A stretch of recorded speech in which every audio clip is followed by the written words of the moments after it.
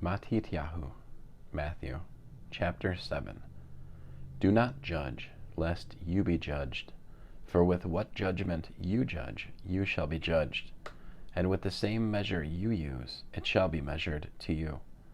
And why do you look at the splinter in your brother's eye, but do not notice the plank in your own eye?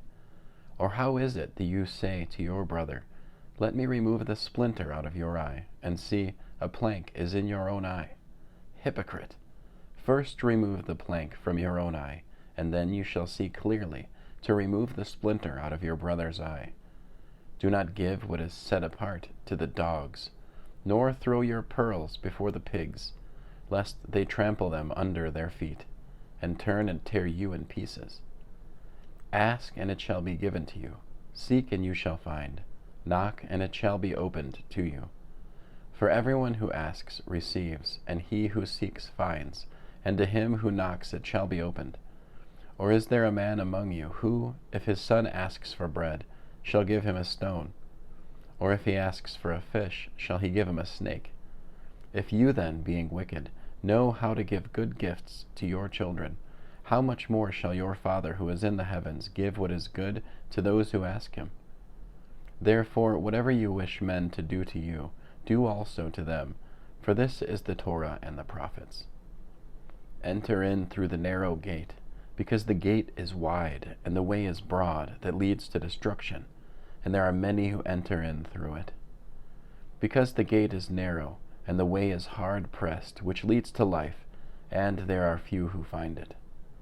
But beware of the false prophets, who come to you in sheep's clothing, but inwardly they are savage wolves.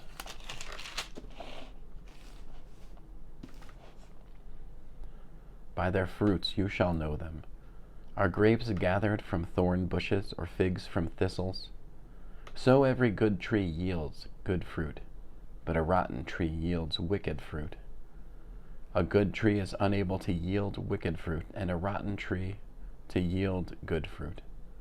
Every tree that does not bear good fruit is cut down and thrown into the fire. So then, by their fruits you shall know them.